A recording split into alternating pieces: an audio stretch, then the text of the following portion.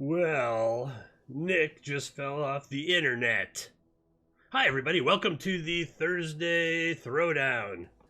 Get out of the Ukraine, Russia. That's all I gotta say about that. I mean, I'm no foreign policy expert, but. So I will be here with Nick from Breaker Press Games as soon as his internet sorts itself out. If indeed it does sort itself out, we'll find out.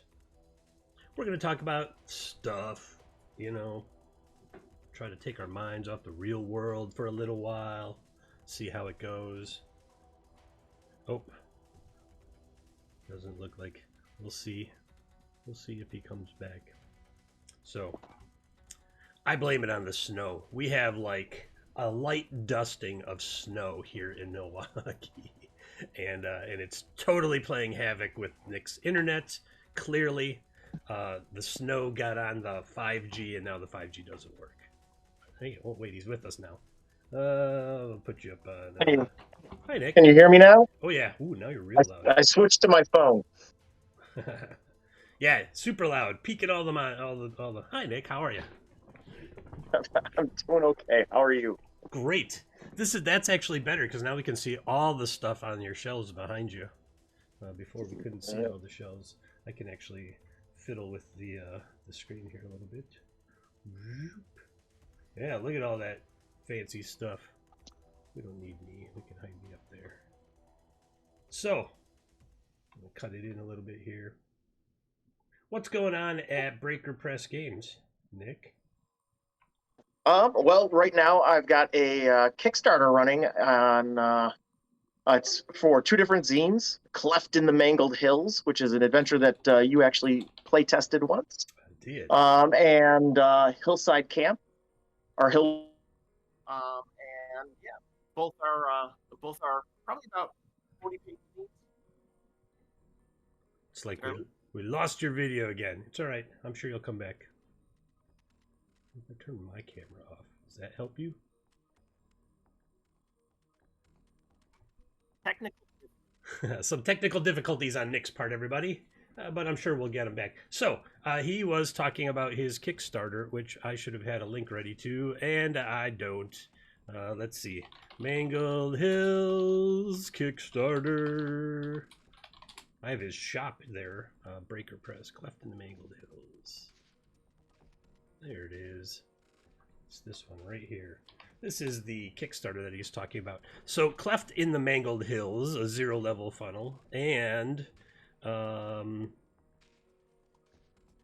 Hillwood Camp, two zines that he's got on Kickstarter right now.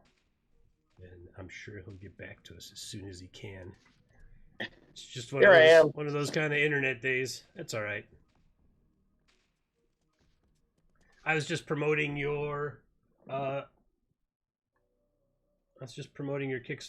I got the link out in chat there, so Awesome. Fantastic. So tell us about it. Yeah. So I'll start with Hillwood Camp because that's one that you have not experienced. Hillwood Camp is a micro setting, basically handful of buildings, a bunch of NPCs that are all interconnected and play off of each other in some way. But it also is a setting that I developed in order to act as a training scenario, kind of like I did with Protectorate of Genulane. And essentially any type of like woods folk, somebody that's a ranger or a druid or anything of that ilk, could come to Hillwood Camp and have the opportunity to train in their given profession. And so there's a bunch of like single-page encounters or two-page encounters that allow you to test your stealth or test your climbing abilities or what have you in order to kind of like build those woods folk type of skills. So yeah, so that's Hillwood Camp, and then the Cleft in the Mangled Hills. Oh, what can I say about Cleft in the Mangled Hills? I started work on Cleft in the Mangled Hills in May. Ran it my first time in May, And it was a project where I wanted to, people kept talking about 5 and 6 room dungeons, and I wanted to design my own 5 or 6 room dungeon. And I happened to acquire a book of insects from the 60s or 70s, and flipped to a page and fixated on the giant water bug, and built my 6 room dungeon basically on the giant water bug, and ended up uh, with a full storyline with a elemental patron, a water elemental patron, and the dungeon is actually essentially a giant drain that fills up, and so you, as a judge, set a timer, and every so often, every 15 minutes roughly, there is a crash and a rush of water, and everything, all the tension raises as the adventure goes on. I do And yeah, recall. what was that? I do recall. Yes. My And yeah, character was not happy with it. He's like, nope, nope. There was a lot of nope on his part. yes. You did a lot of swimming around, as I recall. I did do a lot of swimming. That's probably the most swimming I've done in a role playing game in quite some time. As a matter of Yeah. fact, usually you're like stay out of the water. Video games, that means death.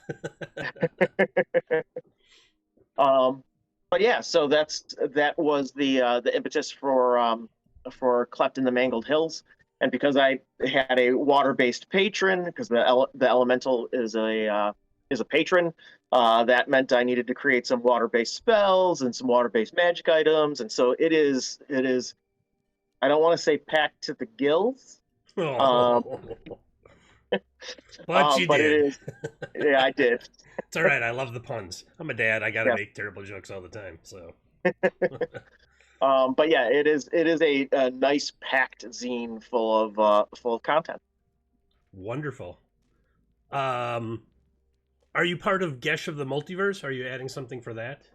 I am. That is the plan. I did participate in some of the early meetings, and I'm really excited about it. I haven't been to the last meeting or two, um, but uh, but yeah, I have plans for a Tome of Debasement themed little hour long encounter that I'm pretty excited about. I need to actually get it typed out.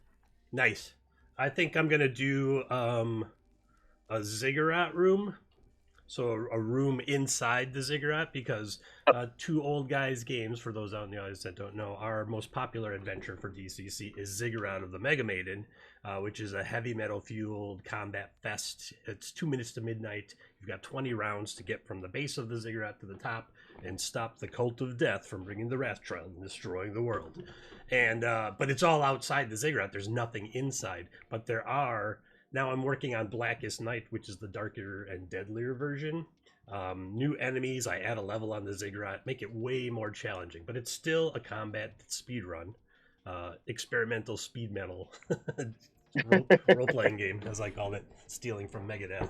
And I think I'm going to do an interior room that'll be like something from that, because, and you're going to hear it first. Oh yeah, I've got, hey, history professor, I have an actual Milwaukee local guest, even though we're not in the same room.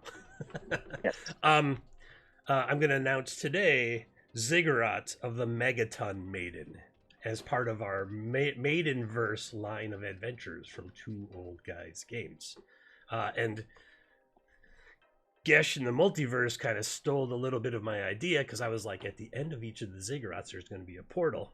And so while Ziggurat of the Mega Maiden is for DCC, Ziggurat of the Megaton Maiden is going to be for MCC, for Mutant Crawl Classics, another great game from Goodman Games. And then I think every Ziggurat will be in a different game system. So that's what I'm working on. Super excited. But I think for this Gesh of the... So people in the audience that don't know, Gesh of the Multiverse is a third-party publisher endeavor to kind of tie all our disparate worlds together in one long con-based Yep. adventure. You can go in and play an hour at a time. You'll basically get like one room or one encounter in an hour from one of the third-party publishers out there, like Nick or myself. Or, oh man, it's like everybody's involved. I just was looking at the Google spreadsheet, and it looks like there's maybe a dozen people signed up now. So, Yep. so there should be some really interesting stuff. And the goal is to get the MacGuffin and then move on to the next one and get the next MacGuffin. Yeah, and one of the things that's gonna be really interesting about it, because like James Posnell Jr., his setting that he's been working on is all cyberpunk, and then obviously I do grimdark fantasy, you do fantasy, and so the idea is that like the show Quantum Leap, you've picked out your zero level profession, and that is the base stats of your character.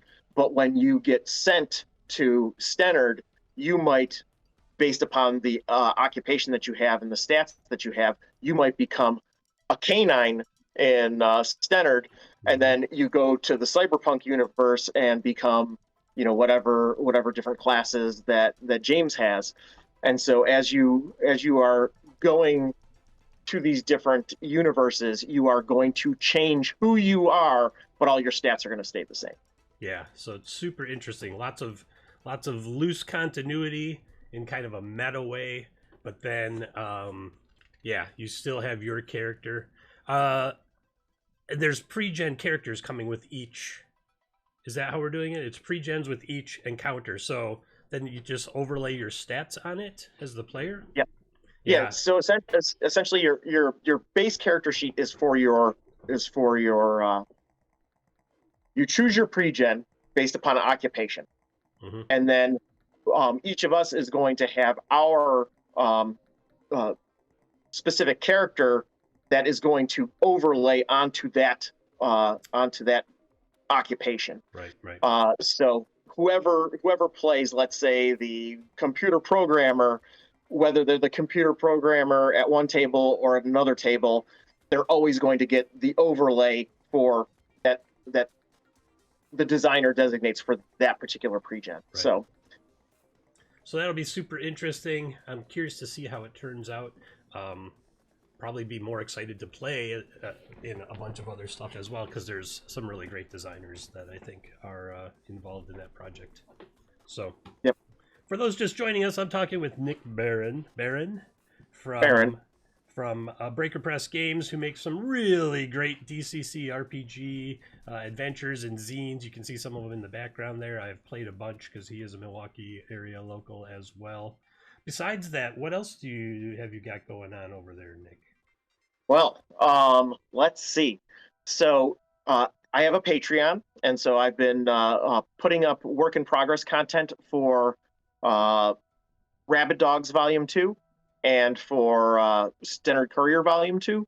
So those are things that will be coming out in the summer, because I always start working on content for things, 6-8 months out. So those things are already in progress. I am currently collecting art for the Protectorate of Genulane, which I funded on Kickstarter back in September. And I just got to run the Protectorate of Genulane on the Goodman Games Twitch channel. And your partner in crime, Michael Spredeman, was my player, and it was great. So yeah, I heard he died by a shot to the sack, huh? He did. That's some grimdark for you. It's the worst way to go sometimes. Yep. And you were just on a Kickstarter panel on Goodman Games as well, weren't you? Oh, yes. Yeah. Actually, so Ed Stanek and Trevor Stamper, they do a show called The Scrivenary. And I've been lucky enough to have been on 2 episodes so far. I really, really enjoy talking about self-publishing, and so yeah, I think they are providing a wonderful resource for people that are interested in self-publishing, and so hopefully people that are interested go and check out the previous episodes. Yeah, I like the new direction that Goodman is taking with Twitch, and they've always been really supportive of the third party publishers.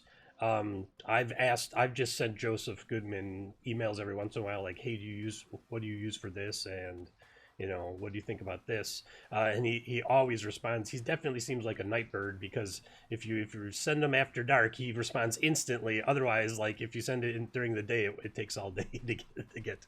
But yeah, he's always been super responsive, and I know they just had some staff changes over at Goodman, and that must be what's kind of driving the new focus with Twitch. Yeah, no, they've hired a bunch of people for specific roles, and from what I can see, it is really driving things forward, which is great. It's good. It's good. I mean, it's a lively demographic, a lively audience of fans who are all apparently completionists and won't buy anything that's not physical. Yeah, we're working on it. Jesus. There's so many supply chain issues that I talked to our printer, and he's like, I don't know. I'm like, that's not the answer I need. So I know you use Digicopy here in town. I do. So maybe I have to go talk to them. Yeah, I was literally 5 minutes before I sat down to talk to you. I was at Digicopy. Yeah, So, I used them when I was in the service industry for a bunch of stuff, and they were always really fast and really helpful. And yeah. so I had just wanted to go with like a smaller mom and pop for Corrarius for our Kickstarter. But I think I'm gonna start a Patreon as well. I have a bunch of stuff already planned out. I'm like you. I'm like, oh man, I don't want to start that. I got to do 6 months of work on it before I start it. And then after 6 months, I'm like, oh, now I have 4 months of content. I should probably start it. Maybe 2 more months worth, So I have a couple months worth that I could use. Plus, now I'm generating stuff on Terrible Art Tuesdays here on all the RPGs from 12 to 2 Central, and and a bunch of I'm streaming every day 12 to 2, and so either I'm working on planning for one of my games, like I have tonight at 9 Eastern over on the Litching Hour. I have the Swashbucklers, which has been running for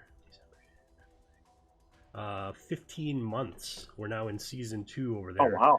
And at the end of season 1, there was a big shakeup, and we left DCC and we went to 5E, which was just a story-based thing because they got thrown through a portal. And kind of like Gesh of the Multiverse, we're just using different systems as we go. And so today, they're probably going to start a war in a city. They don't know that yet. So if they're watching, stop watching. No. For that game, I do most of my planning when I'm sleeping. Like, I'm trying to take a nap, and I wake up, I'm like, oh my god, I know what's going to happen today, which was at 9 o'clock this morning. I'm like, I know what's going to happen today on the Swashbucklers. I always have just like a loose outline. But when I'm not planning for that or some of my paid gigs, you can find me on startplaying.com as a paid DM, which I still think is weird, but I promote it because it helps pay the bills. I really quick just want to credit Christopher with teaching me how to properly pronounce Gesh. Gesh. Because my first encounter with Christopher at the now defunct what was it called? Oaken Shield. Oaken Shield. We played Gesh of the Starcons. Yep. Starcons. Pretty sure it's Starcons, like Archon. Starcon. Yeah. And yeah, I walked into there thinking it was geese. In the 80s, to be fair, in the 80s, I did say geese a lot. And then it was only, I don't know, maybe 5 or 10 years ago that I was looking something up, and I'm like, what? It's Gesh? I'm like, how do they get that? I'm pretty sure it's Gaelic or Irish in nature, and so it doesn't look like it's pronounced. Yeah. The word we're talking about for everyone is Geas. Looks like geese, like peas and geese. Peas and G's. It's Gesh. Shelves full of books, physical copies are the best, says Father Goose. That's true, yeah. Yeah, so I think what we're gonna do is, now that we have 7 or 8 products, we had been considering a hardcover Kickstarter last year that would compile everything we did in 2020, and it was going to be the year that should not be named or whatever, because we had launched the company in February of 2020, and then the world shut down in March of 2020, which was when our Kickstarter was going on, and tiers in our Kickstarter were built that we're going to run games live for you at GaryCon. Maybe that's why I haven't done another Kickstarter. Yeah. Long live Oakenshield. Well, look who's here, Jim. The night of 16 PCs. There's a picture out there somewhere where I was running DCC, and Jim brought a whole party by himself. Yep. And then there was already a party there, and so it was like 14 or 16 people. Whew, that was a crazy game to run. Combat took massive forever. L-shaped table. Massive L-shaped table. Yeah. Oh yeah, Oakenshield. I think we need a new gaming place. Yeah, I gotta say, I don't remember if it was one of the people that came with Jim or that just talked to Jim, but I remember being that specific night. Somebody walked up to me after your game and said, "I heard you wrote a DCC adventure," and I was like, "Wait, what?" And they're like, "When is it gonna be out?" And they were asking about the Precipice of Corruption. And that was like the most fantastic feeling, to know that there were people that were like looking forward to this thing that I had been working on. So yeah, that's fantastic. Yeah, that was a big group. I don't even remember who was all there. I probably have the picture somewhere. Jim probably can name half the people, because half the table was him, his kids, their friends. Yep. Yeah. What adventure was that? Do we know what adventure that was? I feel bad for whoever that you were running. Yeah, that day. I don't know what it was that day. I remember there being a tavern, and everybody came out of the tavern, and then there was some sort of wagon that was being pulled by something, and everybody was jumping on the wagon. Yeah. I remember the yoke being like an important part of what was going on. I wonder if it's in my, because I had a specific notebook for, you did for DCC there, and this is not. I don't know. I actually have ephemera from that day as well. That's right, because there was a giant bull. It was a giant bull. That's right. It was a giant bull pulling the wagon. It's coming back to me. It's coming back to me. Yep. I believe somebody castrated the bull during the battle. And at one point, everybody was throwing their weapons at whatever the nemesis was, and then ultimately somebody threw one of the other party members at. And somewhere in my things I have, because I was drawing everything as it was happening. Yep. So yeah. If I don't remember if I wrote that adventure, I'm gonna have to commission that art from you and be like you can run this with 16 people. I don't suggest it. We didn't even need everyone to have 4 characters if that was a funnel. We had so many players, it could just be that. I don't think we got further than just standing in front of the bull. Yeah, I'm pretty sure it was like, pile out of the tavern, let's fight this thing, and that was all we had time for. 7 hours later. Yeah. I have an idea for a game place in town, which would be only like 4 or 6 rooms, but they would be separate rooms with airflow so that all the air doesn't mingle. Because that seems to be the thing right now, even though COVID seems to be going away. But now all the mask mandates are going away, and who knows what's going to happen after that. Yeah. So. Yeah, no, I would like to see something. I actually have been talking. I'm one of the coordinators, one of the managers at the River West Co-op now, and I was talking about doing a co-op sponsored game day at the Polish Falcons in River West. Yeah, it would not be a permanent solution. It would be a one-day solution, but I think that would be a really fun thing to do. Have access to food, and then have a room with a bunch of games being played. All of your favorite local dungeon masters. History professor says we have South Side, West Side, and North Side Milwaukee. We also have Jim, who's like the far suburbs. So we got everything covered. Definitely everything covered. Are you doing anything at GaryCon? Are you going to GaryCon? So I have not signed up for anything. I just made the schedule for March, and took all of those days off. So I am planning on going, but I do not have a plan at this point. Just that my physical body will be in there somewhere. GaryCon. Oh yeah, Friday is registration for us peasants. That's right. I'm a peasant. I have a silver badge.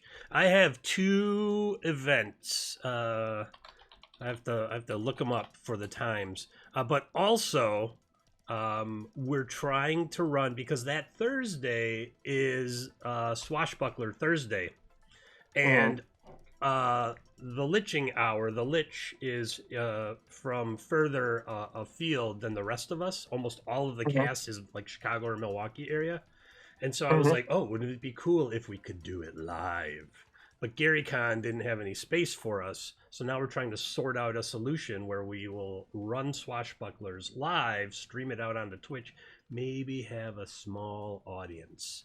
We're not sure. We wanted to get like up to 15 people. Everybody would have been given an interactive card that they could throw at us, because we have audience interactions in the show called Tentacle Twists that that audience members can pay for with channel points, so virtual currency. And then give to the players so that they can do something super cinematic, like a series of actions where I don't require a die roll, or they can go out of initiative order, things like that. And then when there's 8 of them, when there's 8 tentacle twists thrown, we release the Kraken, and that means I get to do something awesome. So I have like cleaved their ship in half with a crar wall. The horn came up and just split the ship. They were cruising across ice, actually, because they were out in the frost fields. And it was the 3rd ship I'd taken from them in like, I don't know, 8 sessions or something. They were getting upset with me. Now they have a ship but no cannons, and they love their cannons. So I'm working to remedy that in the story. But we want to do that live. And that would be Thursday night of GaryCon. And then Friday morning, I'm running Ziggurat of the Mega Maiden Blackest Night beta test, which is probably the final beta test, because I started putting it into my layout program to attach to the normal. It's just going to be like an add-on product to Ziggurat of the Mega Maiden. And then everyone that bought it is just going to get it automatically. So then you'll have like 2 versions of the adventure in one package. And then on Saturday at 2 at GaryCon, I'm beta testing Minecart Madness. So I took Mario Kart and I mixed it with Gaslands, and I threw it in D&D. That's as close as I can explain this game. I just ran it for a kid's birthday party, and they loved trying to kill each other while racing in minecarts to the end of the track. Yep. And I've had a couple other beta tests with some others to get some more like alpha tests to get some feedback. And it's shaping up really well, and I want to turn it into a Twitch stream weekly thing. Like maybe eventually we'll get a league and everyone will get points, because when you win, you'll get points to fix the damage on your cart or beef up your stats on your cart, depending on how you did in that race. And then maybe I'll kickstart a board game out of it if it pans out. Yeah. I don't know. Yeah. So I figured it'll be like a year of online play before that happens. I had a thought about your live show. Yeah. If it happens. So are you familiar? Have you ever heard the urban legend around Slayer's Live Undead? It sounds familiar. So essentially, it's a live record, but supposedly it's recorded live in the studio, and the crowd is just like 10 or 15 of their friends that are like going, "Woo, Carrie!" Just over And so over. if you have a live crowd, I will join that live crowd just so I can yell, "Woo, Christopher!" Nice. Yeah. We're looking at spaces right now and trying to sort that out. But it'll probably be off-site from GaryCon because they take up that whole complex at Geneva, Grand Geneva, and Timberwolf Resort. Yep. But yeah, we're hoping to do something. We probably should have thought about it way earlier. And we put it like they reopened event submission, so they must have, a lot of people must have gone virtual or not signed up originally, and then they had more. But I mean, ticket sales look good. If I look at the events that I'm hosting right now, I've got 2 out of 6 in each game sold already. So considering that we're only at the gold level, being able to schedule, I suspect that silver level will bust tickets wide open. So yeah. And then like Minecart Madness, I have 6 spots, but if we get 3 people, that's fine because I can run 1 person per cart. But I ran it for the kids because there were 6 kids at the birthday party on Sunday. 5 of them showed up, so I played, but I just kind of sat in the back seat of my cart and whispered stuff to my partner, like, you could really attack the birthday boy. And he's like, no, that's my cousin. And I'm like, well, I'm gonna attack him anyway. So yeah. So what adventures are you going to be running at GaryCon? Ziggurat of the Mega Maiden, Blackest Night. So it's Ziggurat of the Mega Maiden, but there's an extra level of Ziggurat to run up. Which automatically makes it harder. And then I have, it's just fiercer. The cult is amped up more, and then there's a few surprises I don't want to reveal yet until people get there, because then they're going to have like strategy to prepare for it. And I want them to be like, oh crap, what just happened? Which is what I expect. I mean, that happens a lot in that as well. So, and then just that and Minecart Madness. I only booked 2. Hey, Dungeon Barkeep, one of the Swashbucklers cast members, is in chat right now. Yeah, very good. He's gonna be there for the live. We were just talking about if we manage this live Swashbucklers thing at GaryCon there, Ansel. And Ziggurat is fun. Blackest Night is gonna be more TPKs. There's only been 1 TPK on Ziggurat, on the standard Ziggurat. Jim in the audience there, Judge Wiley, had a crew rip through it because somebody like spellburned 30 points or something ridiculous. You can only plan for so many things, and then there's going to be that outlier. Yep. And then after Blackest Night, I'm already working on Megaton Maiden, the MCC Ziggurat. So like, you can see, like, here's a. Oh, I gotta find my camera so I can see it. Look at old school mapping. That's actually vertical.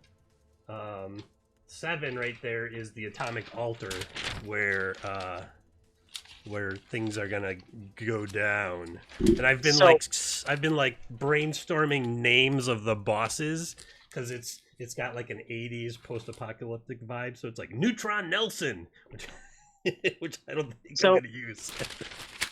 I have to ask you, what happened to your paperless journal that you were super excited about? No, it's still here. So I have 3 of them. They're here. It's just for graph paper. I like to use, because I need to use a protractor to make a perfect circle, and there's a lot of circles in this map, which I'm never going to do again. The boss equals Bob. Here's the leading name for the boss, for the big boss in Ziggurat of the Megaton Maiden, and we'll do a poll of the 4 or 5 people in chat and Nick here. I'm thinking of calling him Chernobyl. I mean, that's That's decent, but the question is have you exploited the themes of Mega Maiden enough yet? I mean, have you used the word the name Rattlehead yet? Well, there's Victoricus. Chain Face was his name in the original Ziggurat, but he's definitely Vic Rattlehead. Yeah, yeah. Yeah. Yep. Okay. He's and then Eddie, because it's Mega Maiden and it was all Yep. Megadeth and Iron Maiden. Eddie is the Wrath Child that Yep. gets released into the world and destroys it. So, um, oh, there's a bunch of thumbs up for Chernobyl. There you go. Here's some of the other stuff that this is when you can tell when I'm writing when I'm really tired. Gamma Ray Gus, like Gus was the only G name I could come up with. Neo Neutron Nova. That's a lot to say. And Chernobyl, Strontium Strongman, and Plutonium Pete. And then finally, Atomic Atom, which I kind of like from a biblical sense. Atomic Atom, like he's the progenitor of all the mutants to come because of the Megaton Maiden, the power of the Megaton Maiden. I don't know. Maybe he's the new Victoricus Chainface for Megaton Maiden. There's also Astro Maiden in the works, but I haven't started writing that one yet. I don't know what system that's going to be in. You start like you're doing one, and then you get ideas, and you're like, "Oh, that's got to go in the other one." Especially when they're all the same kind of the same adventure. In Megaton Maiden, you go inside and outside the ziggurat. So if you look at the map, you can kind of see there's a sort of ziggurat formation going on here to keep the theme going. And I think for Astro Maiden, you'll go inside. And it'll be like a spaceship. That might be Starcrawl. That sounds like Starcrawl would work really well. And we played a bunch of Starcrawl here on all the RPGs, didn't we, Jim?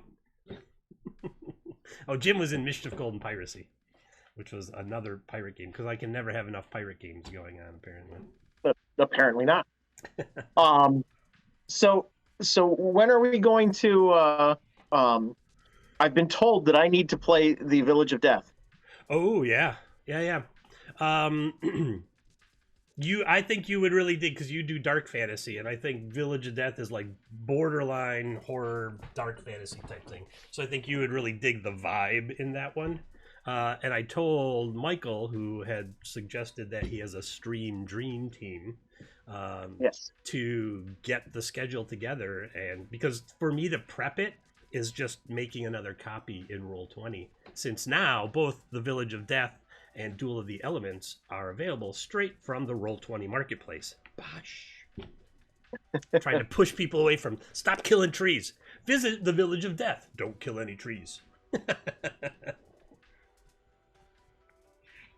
I am going to regretfully encourage people to buy my tree products. Look at all the trees that died for that. Both virtually in the story and physically. Yeah, I know. We'll make some more print stuff. Jeez, I just needed to decompress from that last Kickstarter, our first Kickstarter, which went surprisingly well given the world situation at the time because we had 250%, 257% funding. So yes, everybody loves print stuff. You can see it all on his background. Even I love print stuff. Like I just hide it behind my green screen. So that nobody will know that you killed a tree. Nope, don't have any books here. No books whatsoever. This is like my planning pile. Like, oh, here's a whole bunch of stuff from Kobold Press and whatever. Yeah, I know. I got a bunch of dead trees here too. My shelves like yours with all my showpieces actually behind the monitor, so you don't ever really see it. But it has all kinds of old dead tree stuff, like what? Dragon Quest, the Dungeons and Dragons box game. You're kidding me. Yep. I got this from a friend who was like, I don't really use it, and I was like, oh, cool. But it didn't have the metal figures inside, so I have the price on him. But I still have it. Lots of dead tree right there. You want to see what I'm really proud of having found? Is these old miniatures from Starfinder, the old TSR Oh, wow. space game. These are like aliens. This one actually was the miniature I used in when I played Gamma World originally. That was my first mutant character, post-apocalyptic mutant character ever. Was like this bird person. Yep. Ooh. Star Frontiers, that's it. Star Frontiers. Yep. Starfinder is Paizo. Yes. Pathfinder, Starfinder. I knew what you meant. Star Frontiers. Very good. What are we talking about in chat there? We talked about Starcraft? Oh, no. I don't have the Strixhaven book. Who's got the Strixhaven book? I have a Dungeon Master's Guide. We're talking on the shelf back here. There's no Strixhaven there. Tales from the Yawning Portal, Escape from Skullcano Island, which I really need to run. Dungeon of the Mad Mage. Couple players handbooks, Horde of the Dragon Queen, some older books, Monster Manual, then a bunch of DCC like The Forgotten Rites of the Moldering Dead, which is a really great book. I got that one and Don Stroud's other one. Oh, they're right next to each other. Perfect. This one, The Lesser Key to the Celestial Legion, and these are some fine third-party products for DCC as well. This one, I even reference them in, I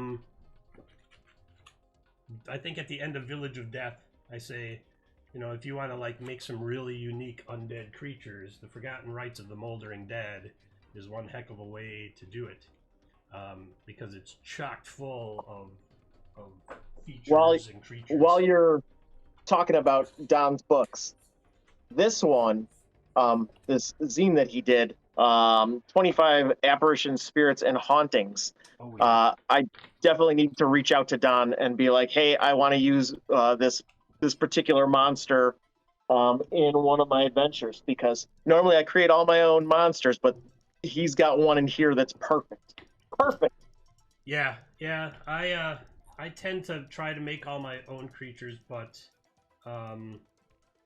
yeah, sometimes you just you find something that you really want to use. Like I reached out to Lords, I think, what are they? Lords in the North, Lords of the North. They did, some of them did Angels, Demons, and Beings Between. And they have Umwanch, Lord of the Sea, which is the patron of Lich's character in the Swashbucklers. So I mentioned Umwanch and Pelagia. They're two sea gods that are both from that book. And so I'm like, if you want to use these as patrons, get this book. Yeah. Like right in my book, in our books, I'm like, go get this book from them, because they already did. I don't want to rewrite. I don't want to reinvent the wheel when it's out there and it's perfect. Yep. And then also at the end of Duel of the Elements, I added a template for a new class because, but it's kind of like laid over a cleric or a wizard. So you can have like a standard cleric or wizard, and then you just choose the patron, either Umwanch or Pelagia or whatever, and you use this Sea Witch thing, and it's similar to some of the classes that I made for Corrarius, which was the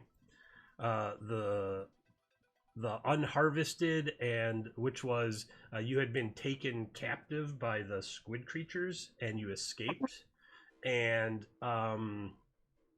the survivor, I can't remember what the other one was called, but you had basically survived drowning when the Corrarius sunk, and so now you have like a connection to the ocean. So I made like skill charts like the thieves have in DCC. And then based on alignment, you're better or worse in specific types. And then I give like a reasoning for it. Like if you're chaotic, you're good at this because you're more in tune with this or something like that. So the Sea Witch is kind of the same way, where you can lay it over. You can already have like a wizard or cleric that you're using. I've played an elf where I'm like 3rd level and I'm like, I don't have a patron yet. because you gotta build up your power base to go talk to somebody and be like, let's make a deal for some magic. Because if you go as like a 0 level or 1st level, you're totally gonna lose out usually, unless you get super lucky on the die roll. But if you're adding like 3 levels, 3 caster levels or something to it when you make that roll, then you're probably a little better chance. But yeah, so there's a brand new class in Duel of the Elements. It's also there's 2 example characters in the Roll20 version. I just named it Vicarian. So there's Vicarian the Sea Witch as a wizard and Vicarian as a cleric.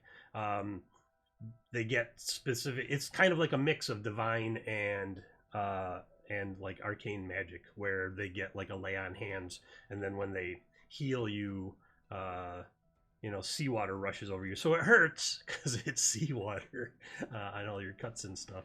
And then when they like cure disease, it's like barnacles, and you have to like peel the barnacles off to take the disease out of you. That sounds my speed. Yeah, see, that's the kind of stuff you like. And then the major element in Duel of the Elements is like this claustrophobic feeling, because you're in these short, kind of narrow tunnels. But in Village of Death, it's more about like what is going on, because you step right into the story and you have no idea what's up. Yeah. So hopefully that'll get organized, and we'll play that on stream. I haven't run Village of Death for some time. I think the last time I ran it was,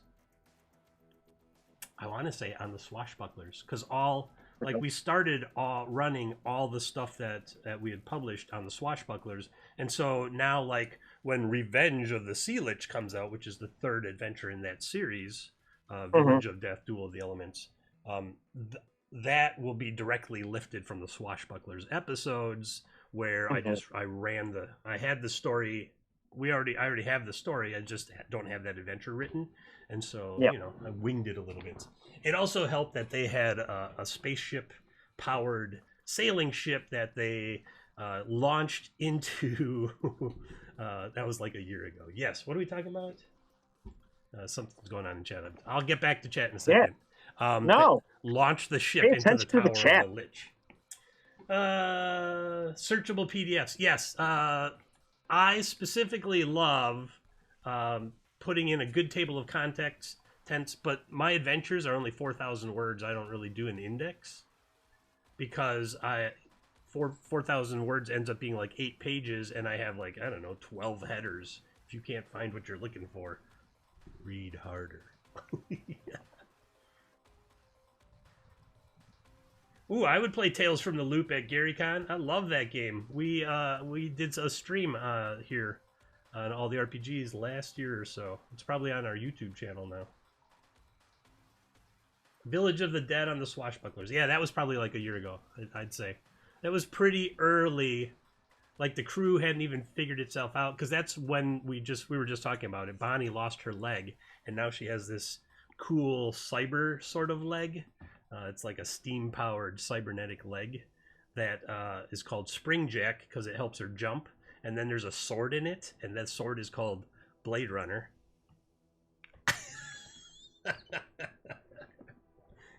What else would you call a blade that's embedded in your leg? I don't know. There's probably other puns, but I thought that one was pretty good. It's just pretty good. It's pretty good. So yeah, she's had that leg. It's got to be a year. I don't think those original episodes are up on the Lich's YouTube channel, so I can't go back and look at them. So we were just having a discussion about it, because I need to talk about it for Revenge of the Sea Lich. I need to remember what brought us all there, and I now have the outline for that too. So I think things are going pretty well. I have a lot of stuff going on. Do you work on multiple projects at the same time, or do you work on just like one thing? Oh no, I am all over the place, because my brain, I definitely have really bad project ADD, and so particularly right now I'm in the process of buying a house, and so between work and buying a house, my brain's just been a mess, and so I was Rabid Dogs is one of those things where hey, I can write a 1-page article about the encumbrance rules that I use, or I can write a 2-page article that gives the tenets of Grimdark Play. and so I could just like crank out these like little tiny things, and build a zine that way. And the same thing with Standard Courier Volume 2. It's like, yeah, I can write an NPC and like just kind of frame that out and then move on to something else because that's where my brain is at that moment. So yeah, so I'm always working on several things at once. I always try to keep our adventures very concise. And so Yeah. Stir Corrarius was a little rambling because that was like a more of a sandbox. But like I think Village of Death, Duel of the Elements, and Ziggurat, none of them are more than 4,000 or 5,000 words. I think 5,000 words is the max. And I think Yeah. Ziggurat's like 3,000 or 3,200 because it's literally like, here's the story in one paragraph. Okay, skip that. Let's just get to the comment because lots of groups just want to fight stuff. Yeah. Yeah. I definitely had to refine my approach because when I originally wrote The Precipice of Corruption, there was like 27 rooms, and the printed version is cut down to 13. And I think a lot of that, like I have this I'm used to the old adventures that had, like every nook and cranny mapped out, Sure. and detailed. And that was the angle that I was coming from. So that's why when I wrote Cleft in the Mangled Hills, the idea of writing a 5 or 6 room dungeon was like completely foreign to me. So it was a challenge as opposed to just being like, here's this thing I'm doing.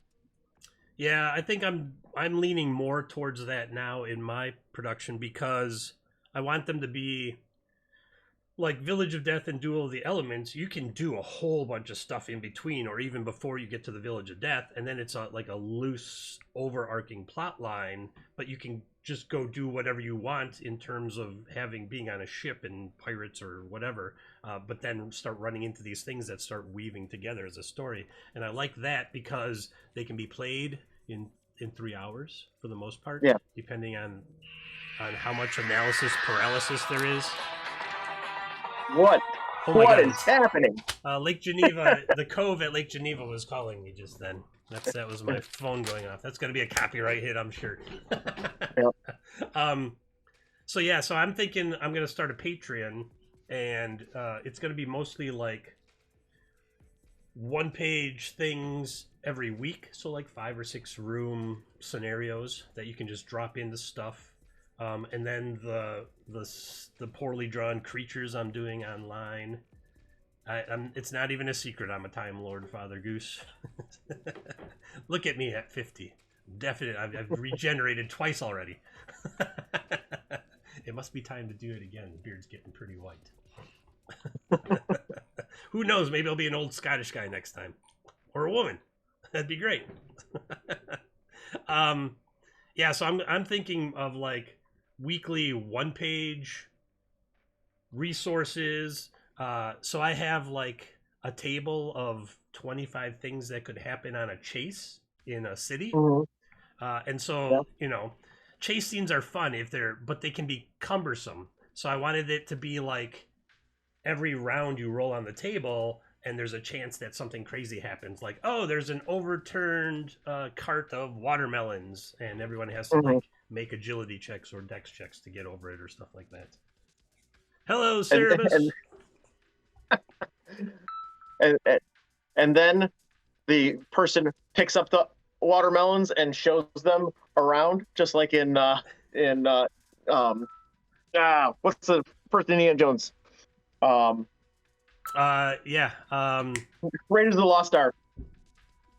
I had friends in high school that loved that movie, and for some reason, the scene where they overturn the watermelon cart or just melon cart, and the guy picks up the melons and it's just like showing them around. They would just like rewind that and show it over and over again. Of all the scenes to watch, Yep. There's a trap card in Minecart Madness inspired by Raiders of the Lost Ark 2. It's a giant boulder. Yeah. It gets dropped onto the track and starts chasing all the minecarts.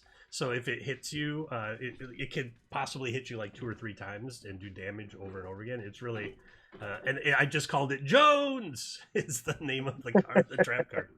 And the kids are like, I don't get it. And I'm like, that's okay. Go watch Indiana Jones. And they're like, oh, now I get it. As soon as you say it, they got it. But that was pretty fun. Yep. So yeah, that's some Indeed. of the stuff. I probably should have taken that call because that was about a Space Forge Swashbucklers Live, but they left me a message. It'll be fine. Don't they know I'm streaming with Nick here? Sheesh. Indeed. But yeah, so what else do you have coming up? Like, do you have any other conventions you're planning on going to? I will do ticketing at Midwest Gaming Classic again, and we expanded into tabletop RPGs and stuff. Let's see, this will be my 9th year working there, 10th year. I think this will be my 10th, so that means I started board games there 10 years ago, 9 years ago.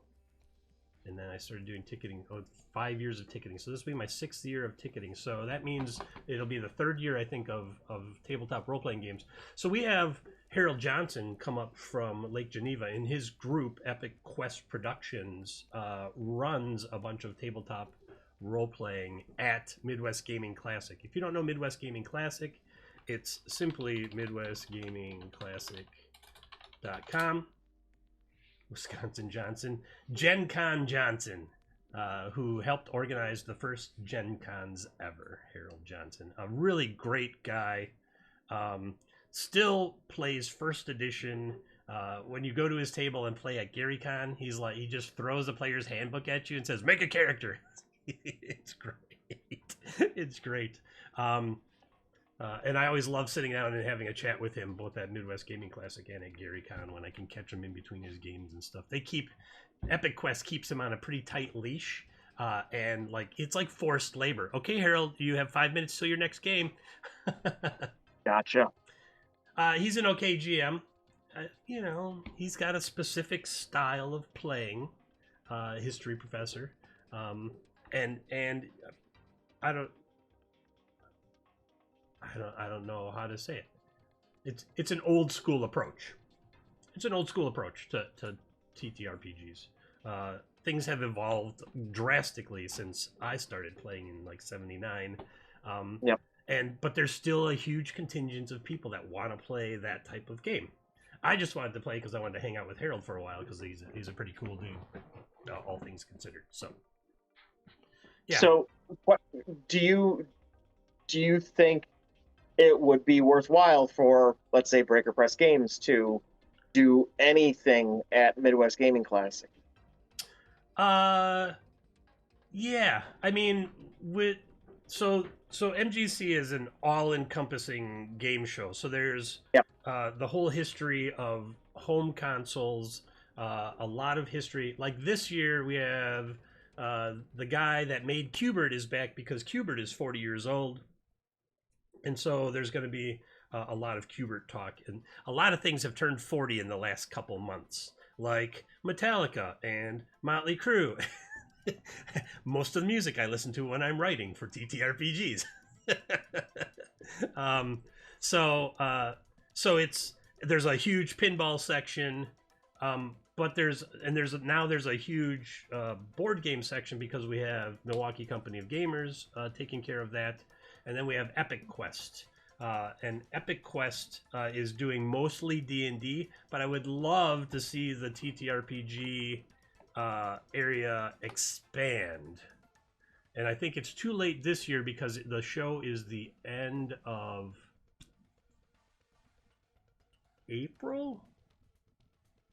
I'm pretty sure it's the end of April. Okay. I just look it up. It's in my calendar. That's all I need to know when I need to be there. One too many eyes. Midwest Gaming Classic, end of April to May 1st, yeah. The 29th, April 29th to May 1st. So I'll be there. And I think TTRPGs are still overlooked a little bit there, but it's good that we have it because now we have, all facets. Every t-shirt that they do every year has a D20 or something on it to represent the role-playing game. But I think if ticketing would just run itself for a little while, I could go help expand TTRPGs, or I could get people like Nick here locally to help expand TTRPGs. The reason that MGC went with Epic Quest is because they wanted an anchor, right? A known entity to help get the TTRPGs up and running. Because I had suggested it a couple times, but I don't have the pull. Even though, and they don't want me to leave ticketing. Now I'm working on getting merch up and running properly too, because I think we're losing money there. We could make a lot more money on merch.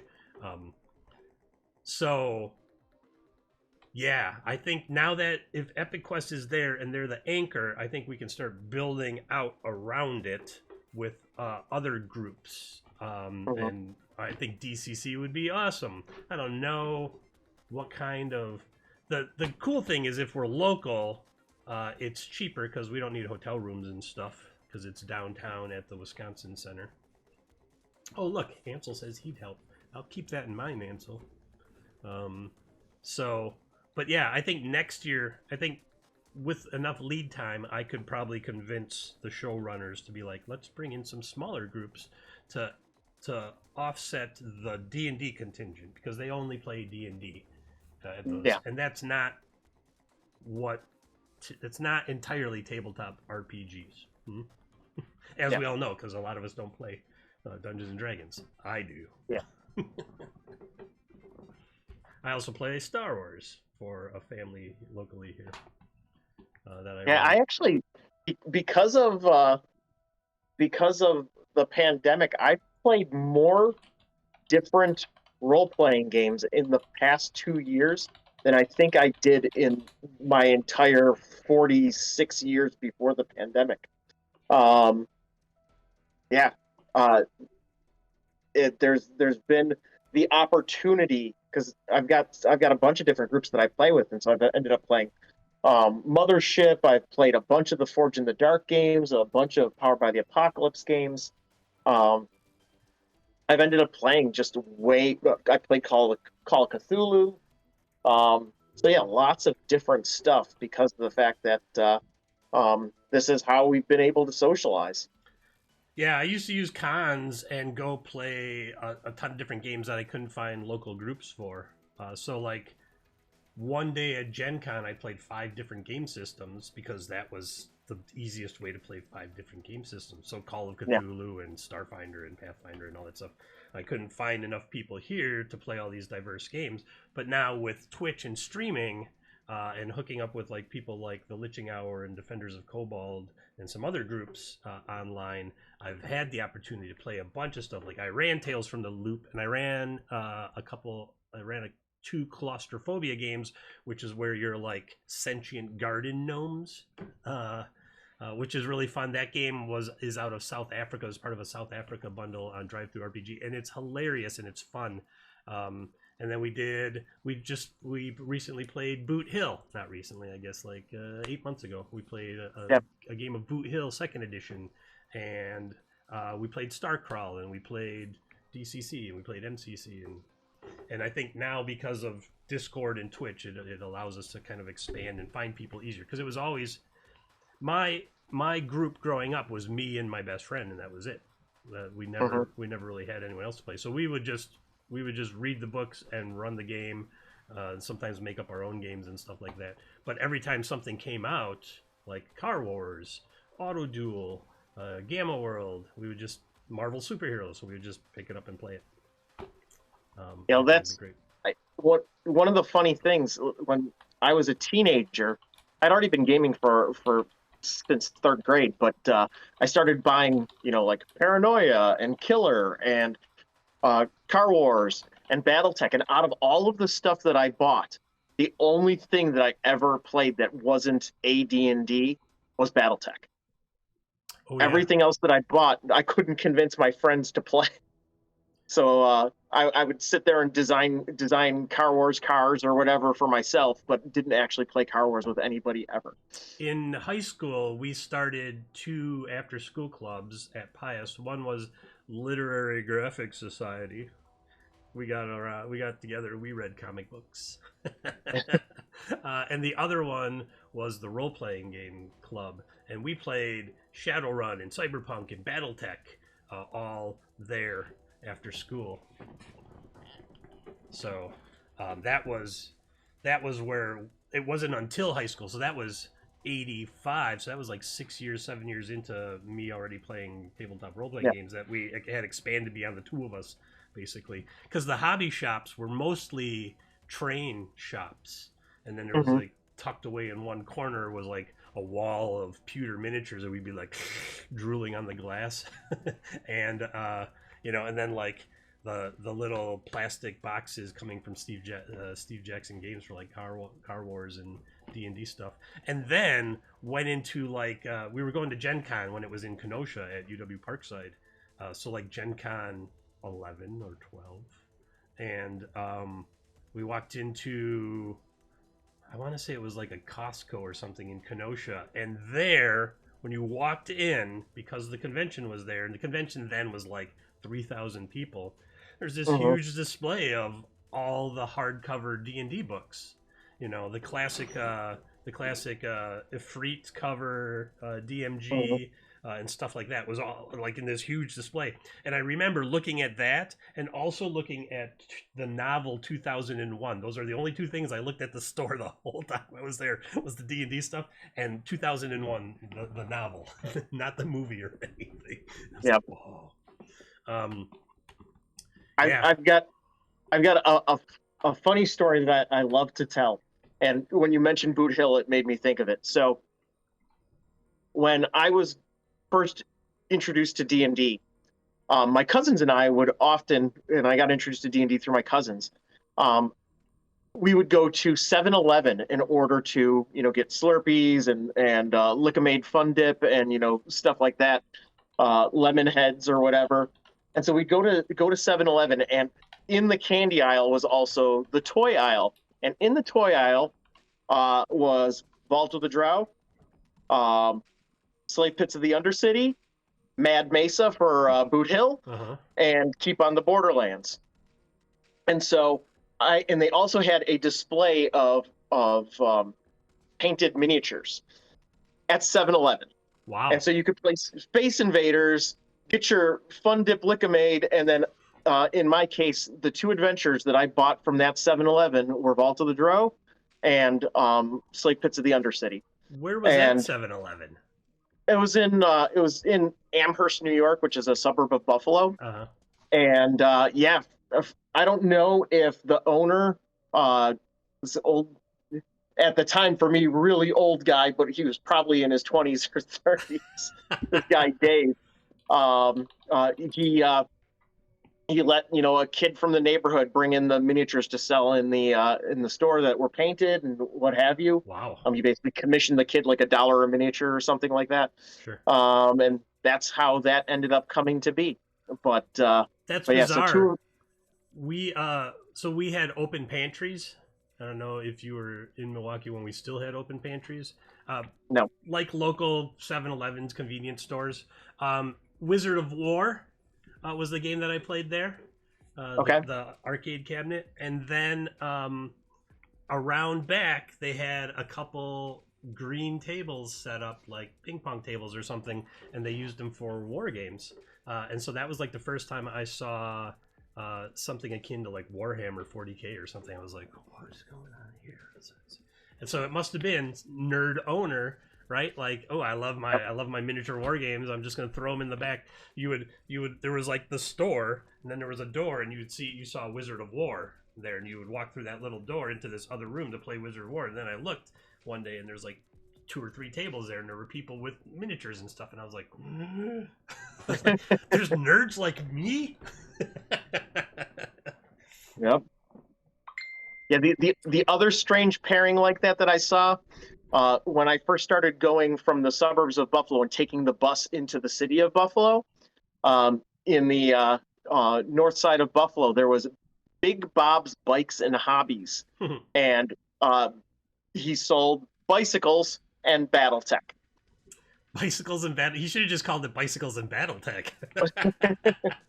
That would he get had everybody. some others like Steve Jackson game stuff there and what have you, but that was the thing that like we would go there and buy BattleTech stuff. So Nice. Bicycles and BattleTech. I like it. yeah, You're like, can you mount something BattleTech on my bicycle? I have to 3D print it now. Oh, that would be cool. Then you drive around in your mech. but All but right. yeah. Fantastic. So What time is it? it's 1:20. We've been chatting for an hour and 20 minutes. And look, your internet has been pretty stable since then. Mostly because That's you because I used switched my to the phone. Yeah. I used to have the local cable provider as my internet, and I got rid of them and I switched to T-Mobile. So I have a T-Mobile internet hotspot, and it's wonderful because I only have 2 bars of signal on it. Because the tower, I know where the tower is. It's a little ways down the hill over by the park at near St. Francis High School, and I have 2 bars of signal, but it's like 300 megabits for $50 a month, just with 2 bars of signal. If I could get more signal, I could get probably up towards a gig or maybe 600-700 megabits, which would be great. I just it's all download, and I'm always more upload. Like right now, I'm pushing 6 megabits up. Whoa, and it's really stable. See, this is the even greater is that it's far more stable than the land-based stuff ever was, and it's cheaper.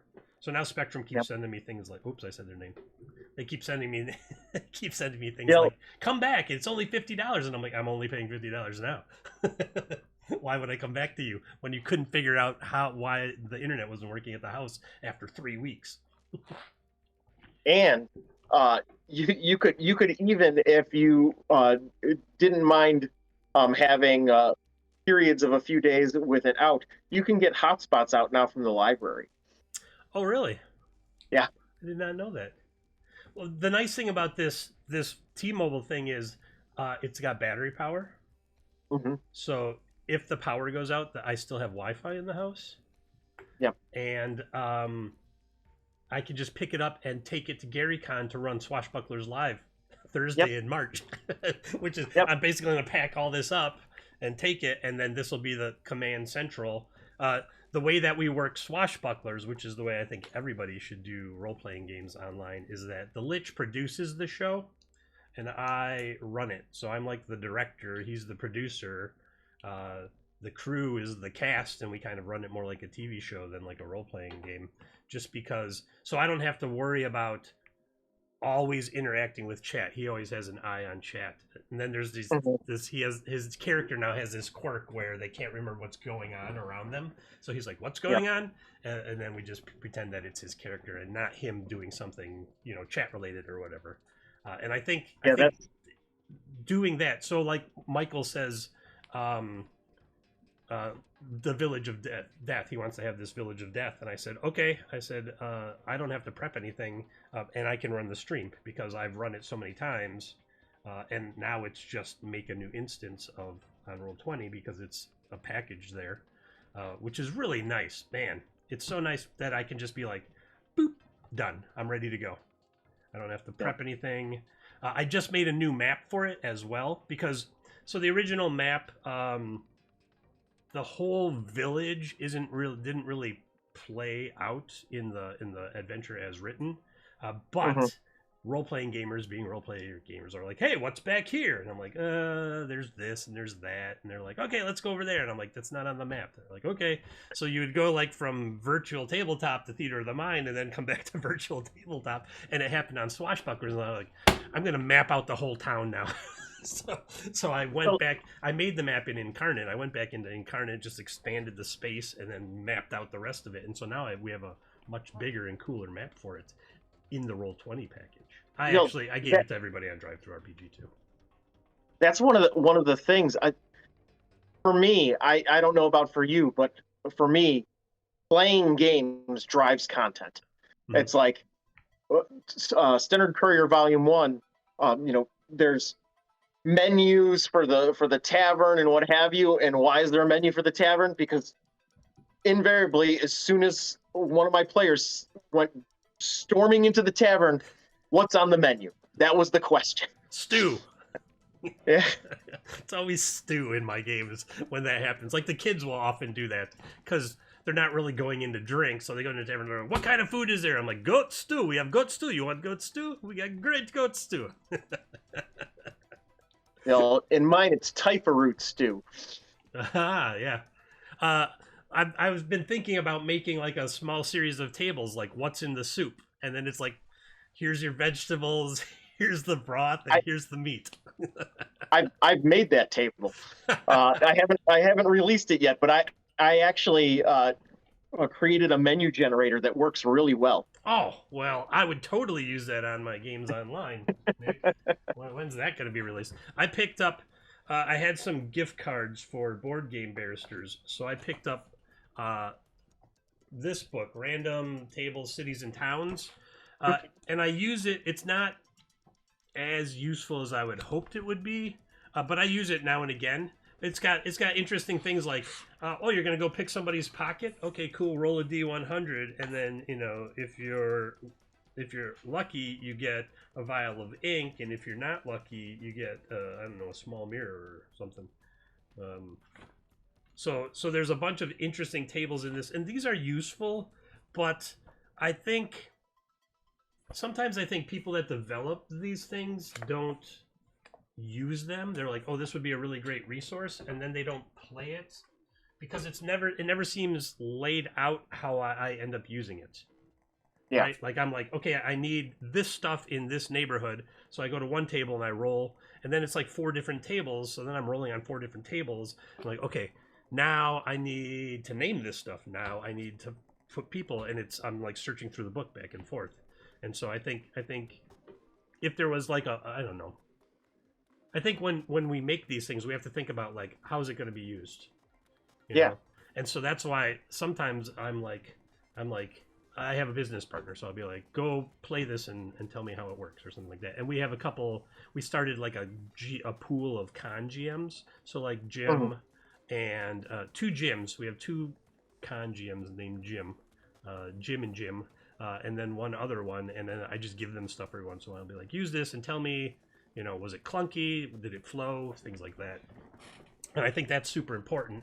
And with the rush to try to get stuff published all the time, I don't think that some things have enough playtesting. Especially, I'm totally guilty of that because I can't always find people to playtest it. So, which sucks. How can I not? Hey, people in the audience, you want to play some games? I have stuff to playtest. We don't even have to stream it. I don't care. Yeah. The Minecart Madness thing. The first couple alpha tests, I was just like, it's Sunday night. I need a couple people to come play this. Ooh, Father Goose says, cool. He'll play test our stuff. I have a playtest group on the Discord, and now that you're on the Discord, I'll add you to that playtest group where I make announcements stuff.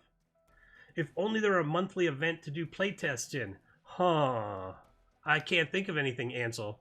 Oh, maybe there's this tiny little online con. Have you heard about this one, Nick? It's called TTRPG Pickup Con. Just had its 19th monthly convention. Yeah, I've heard it mentioned, but I have not participated or dug deep into it. So Ansel, the Dungeon Barkeep in chat on Twitch, and one of my cast members on the Swashbucklers, runs TTRPG Pickup Con. As a matter of fact, I even have their stickers right here. Pretty cool. And it's ttrpgpickupcon.com in chat. And the next one, are you doing one in March, Ansel? Because there's a big weekend in March that's already booked. We'll see what he says. But I do beta test a bunch of stuff there. Like I beta tested Ziggurat Blackest Night. And then I just ran 2 Duel of the Elements. One didn't have enough people, so... But what I'm working towards is that each month I can run an adventure in the series a couple times, and then people can each month just sit in one of my sessions, and they have ample time to play all kinds of other crazy games that go on there, and they could follow the storyline. It might take 4 months to do it, but they can play the same character if they want. But it can be like a crew, and people drop in, drop out, so it doesn't have to be the same players every month.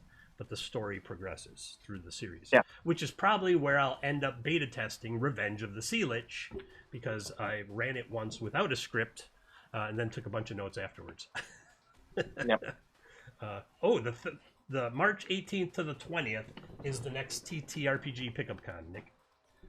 Okay. Ansel says in chat. Here, I'll even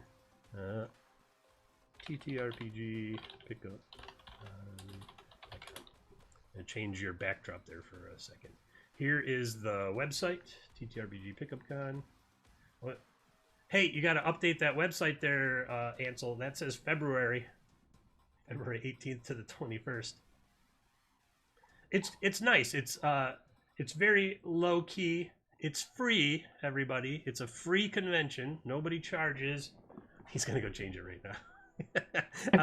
We don't charge for our games. There's usually a lot of stuff that you don't see at other conventions, or I haven't seen at other conventions. Like, because of TTRPG Pickup Con, I got turned on to Starscape, which is in beta testing right now, which is based on Powered by the Apocalypse. So it's all relationship stuff. So, but it's in space, so it's Cowboy Bebop or Firefly or Deep Space Nine or something like that. And I was like, oh my god, I want to play this because I want to have a crew of cowboys in space or Firefly or whatever, because I think it would be fun. It'd be like Swashbucklers, but in space. Yeah. And I'm going to call it Swashbucklers in Space. I should recommend that con to my friend Jeb, who lives a block or two from you, as I understand it. Oh. And Jeb is designing a game called Bump in the Dark, which is a Monster of the Week adaptation of Blades in the Dark.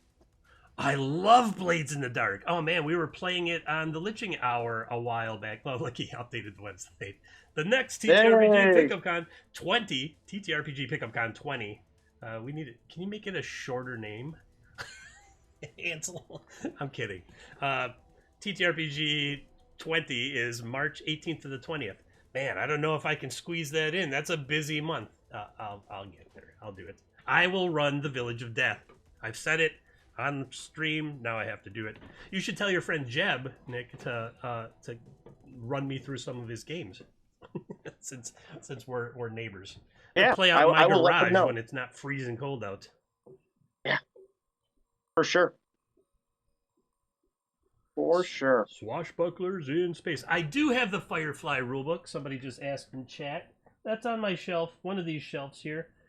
It was given to me like hold on. I gotta find it now that somebody mentioned it. Let's see. Where is it? It's a big book. How can I miss it? I would just like to point out to people in the chat that if you notice, Christopher has placed his chair so that it covers Michael up, and I don't think that's right. It's got to be around here somewhere. Yeah, the one that was done by Margaret Weiss's group. Oh, I can't find it. I'm missing a box of books, or a book of boxes. A box of books. Yeah. Oh well. Yeah, I have that one. I would read that and run that too. It's like the preview copy. Like Gordon from Board Game Barrister gave it to me. He was like, "Hey, do you like Firefly? Because anytime they get a call or an email like about kids D&D or something, they're like, oh, we'll put you in touch with Chris." And he was like, here, take this preview copy, and they just gave it to me. I was like, oh, thanks. Oh, maybe it wasn't him. Maybe it was Pat from Gnome Games up in Green Bay. One of those game store owners gave me the game. But yeah, I would run that. But I really want to run this Starscape because it looks like fun. You get a little bit of like random character creation on the front end because it's powered by the Apocalypse style, and then it's all about trust and relationship status. If you can achieve things in the game with your crew members and stuff like that. Yep. Yeah, that was... Glad somebody brought that up. Oh, you want... Cerebus. So Cerebus wants me to run a game for him every second Tuesday. And we've been talking about what we're going to play. You want me to run Firefly or Starscape? Swashbucklers in space. Swashbucklers in space. I can't use the name Swashbucklers. Technically, Lich owns that. I just borrow it. I'm licensing it. Oh, Firefly. Yeah, I have to find that book. I just make stuff up. I think what we could do is use Starscape to kind of suss out the characters and get some relationship, because it's all about how the characters connect to each other, and then like connect to a specific place and stuff, and then use that as the basis for the Firefly game, because we did that with Swashbucklers, where we had like Blades in the Dark. We played Dialect. Are you familiar with Dialect, Nick? No, not at all. So it's a game where you create a language system, sort of. So instead of saying in Blades in the Dark, we don't call it money or cash, we call it slugs. And this came out of Dialect, where it helps make connections, and so we have a whole lingo for the game based on the session 0 we did on Dialect. So we're criminals, Blades in the Dark, and so we call it slugging. We're going out slugging, which means we're going to go do a job for money, technically a criminal job. And then we have all kinds of, like, we have a narcotic that we peddle that's like this hallucinogenic wine, we call it hallucinogen. And it's gin. That makes you hallucinate, because we can never stop with the puns, everybody. Hallucinogen. Yeah. And that so that we use Dialect to build the background of our crew, and then we played Blades in the Dark based on that kind of common background. We were all refugees from somewhere else, and man, that was such a fun game. I would roll horribly in it, and terrible stuff would happen to our characters sometimes, but it was really great. And I think there's so many games that you can do that, where you can we could use Starscape to build the relationships with the crew and stuff, and then take that and use that as the basis for like a Firefly game or something. So like not every player wants that, and not every game has it, but if you can mix and match stuff and layer it on top of each other, I think it makes for some really great gameplay. Very good. Get off my high horse there. I don't know where that came from. Yeah, Dialect, Blades in the Dark. Oh, you said Blades in the Dark. Right? Yeah. Yeah, I love that game. I'd totally play that game all the time. I think it's okay.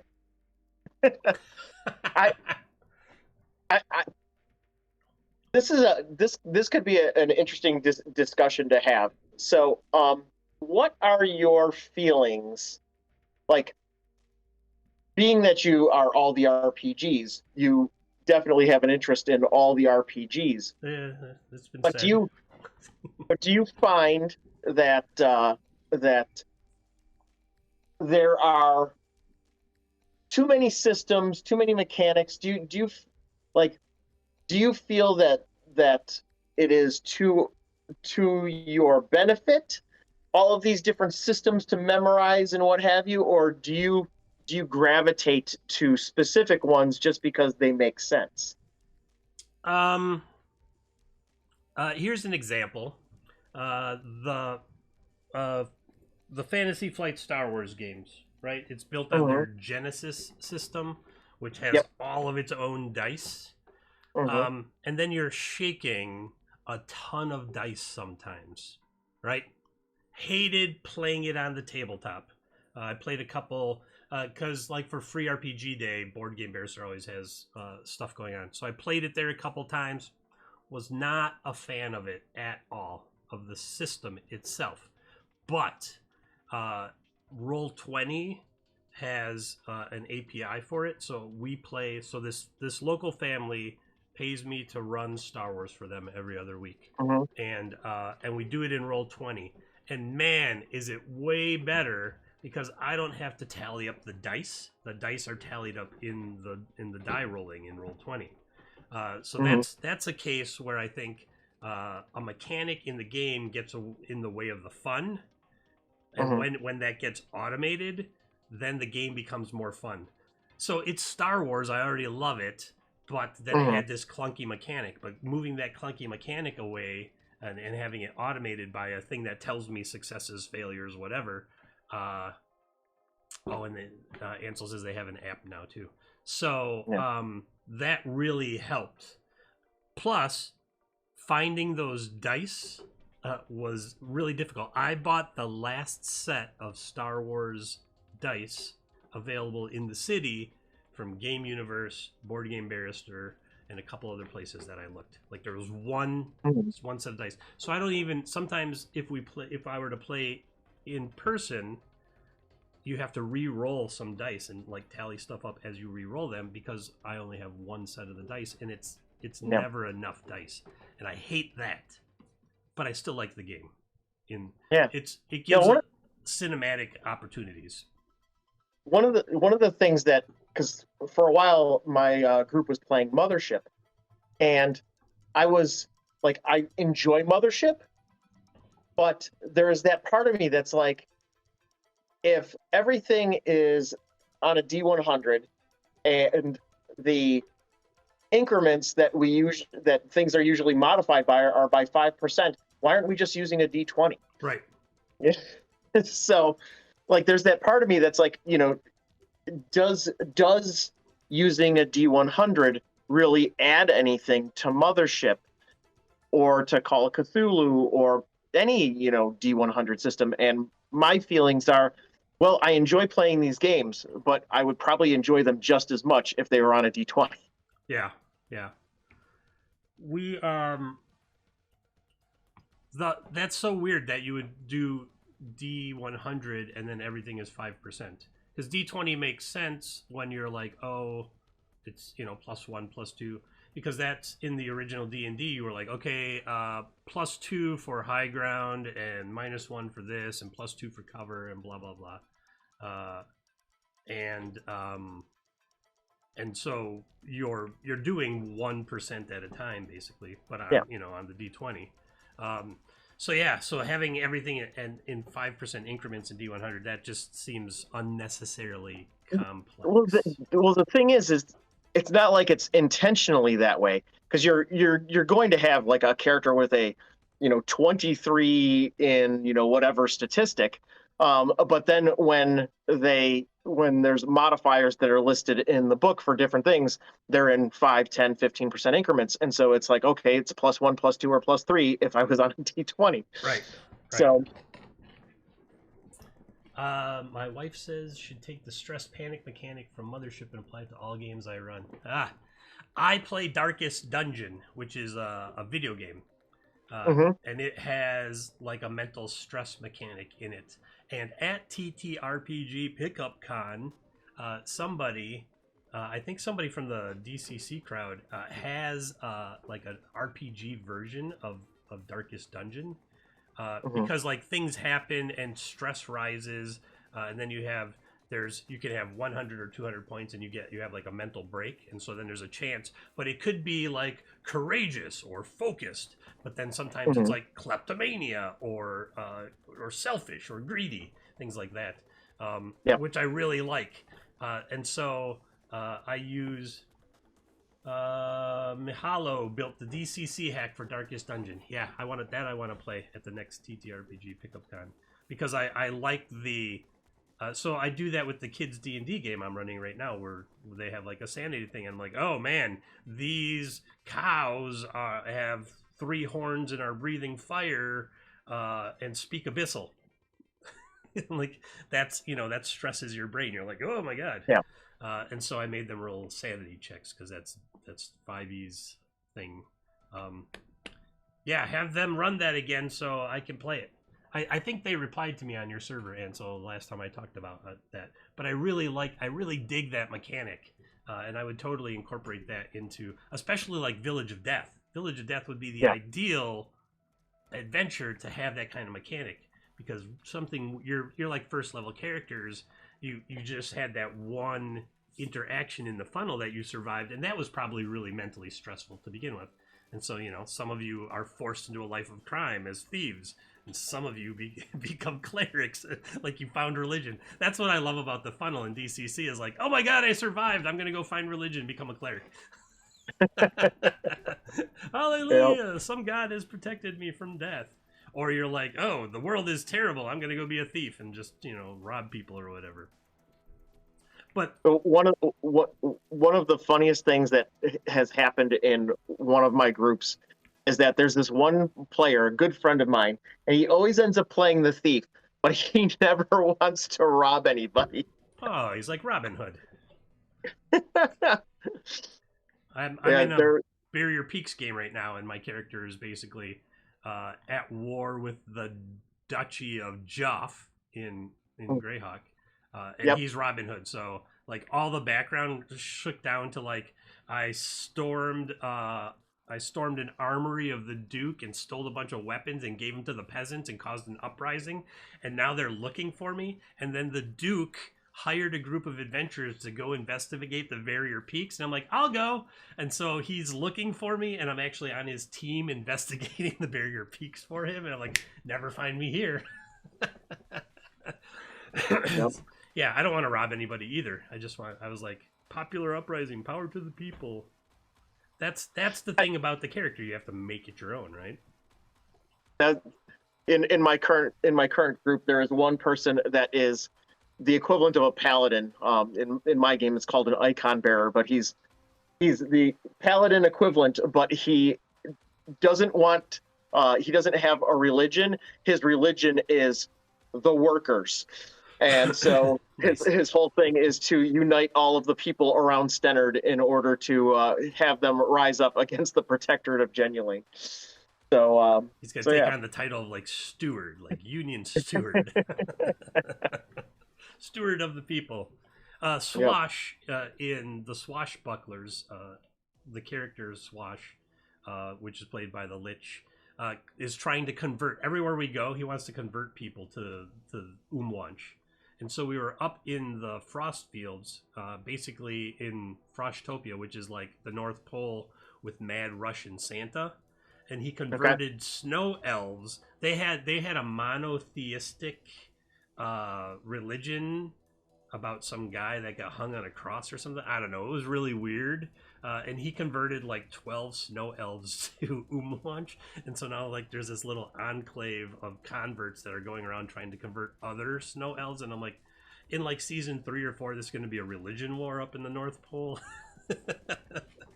Yeah. Because those monotheists aren't gonna, they don't like that kind of stuff. You can't bring up a polytheistic pantheon to my realm. We're gonna have to have a crusade or something. Yep. Very good. Awesome. All right. 146. That's good. That was a good chat, Nick. You got anything you want to close out with? Like your Kickstarter? Yeah. Just for anybody tuning in late, the Cleft in the Mangled Hills Kickstarter is running right now. There are 4 days left. Probably in an hour, it will change to say 3 days left. But yeah, it is a 0-level funnel. It is a short, tight, high-tension adventure. With a ticking clock literally happening as the adventure is running.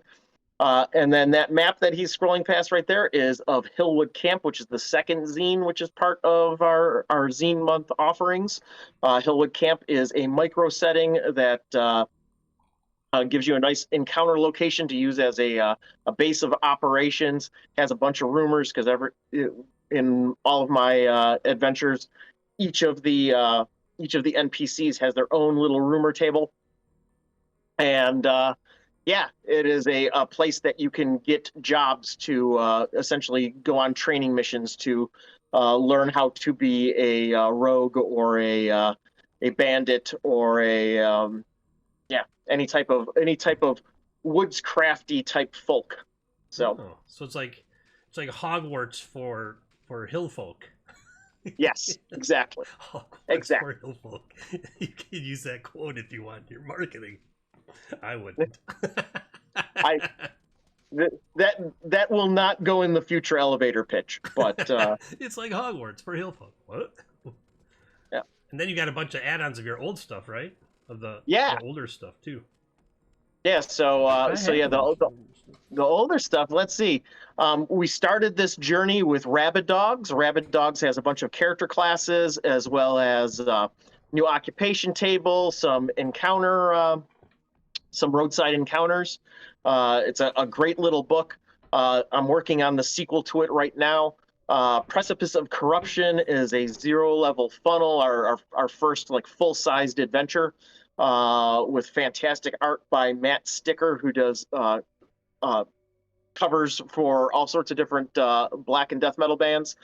And then other things on there, the Tome of Debasement, which is a book of evil cleric spells, and then you've got Wide-Eyed Terror, which is a 2-hour short encounter, and then finally Standard Courier, which is details out the town that surrounds the adventure of the Precipice of Corruption, but is also connected to Cleft in the Mangled Hills and Wide-Eyed Terror and everything else.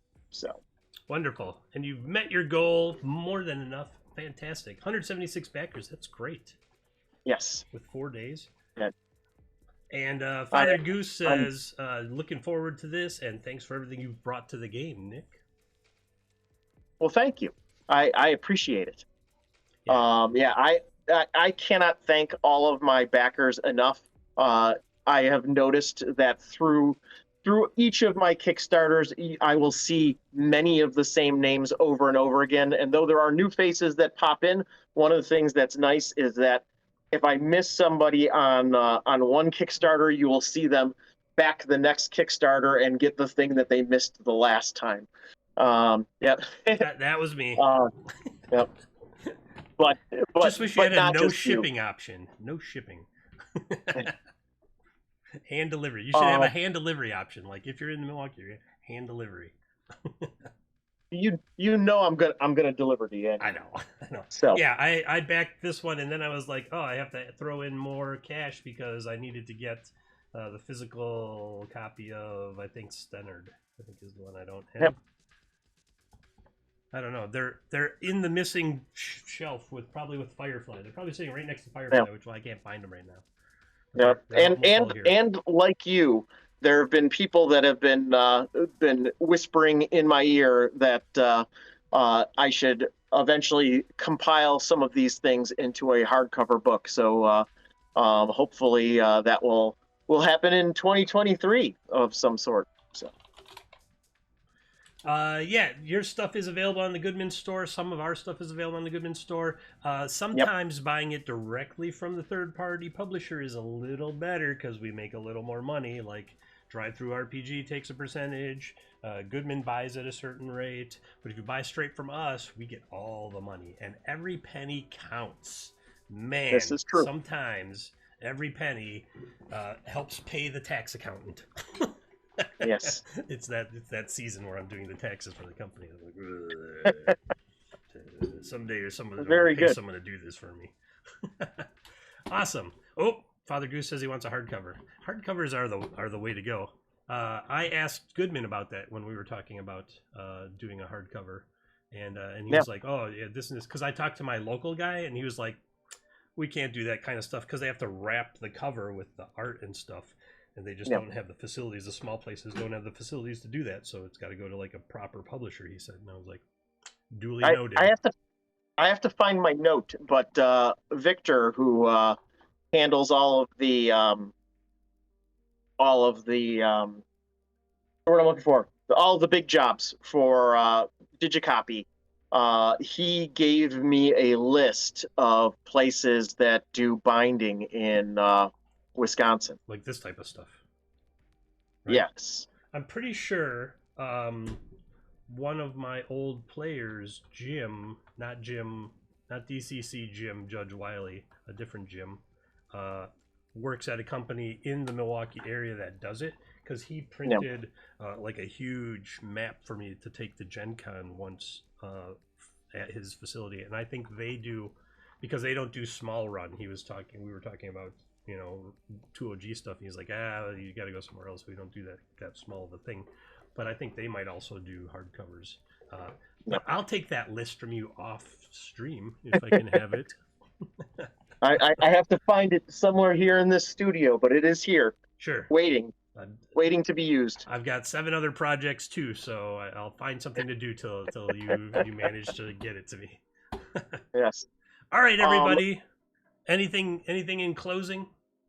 I just want to say thank you for having me on today. It was a blast. I'm sorry that I had issues with my internet, You're but I think it worked out. Yeah, you're way better than the last guest I had. He kind of sucked. He's a little tight-lipped. Yeah. He let me do all the talking. I don't know what his deal was. He just went, yes. So, all right. Hey, everybody. I've been talking with Nick from Breaker Press Games. He's got some really great stuff for DCC, and he has a Kickstarter going on, which I dropped in the chat. No, I forgot to drop in the chat. Let me find it again. I was literally just on it. Mangled Hills. Geesh. I went and I looked at it and I was like, oh, there it is. Here's the, if you're not on it already, I'm glad I backed it so that when I scroll past, you can see like, oh, manage your pledge. Yeah, there you go. Otherwise, I'd be like, oh, I better back it right now. Nick's going to be mad at me. Sometimes stuff gets past me. Life is busy. Yeah. Same. All right. I get it. And It's not like I'm making a list of people and being like, oh man, so and so didn't back this thing. Missed Kickstarter number 3, Chris. Sorry. I did buy it in Kickstarter number 4.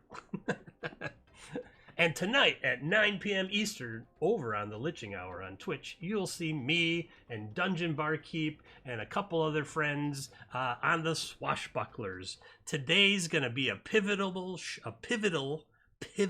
show, because World Building Wednesdays here on All the RPG, which is also 12 to 2 Central, I have been building out the city of Arkmunster. You know, sometimes you get a randomly generated city name and you're like, oh, well, the city of Arkmunster sparked something in my brain, and now I have like 12 districts and taverns and shops and 7 political factions.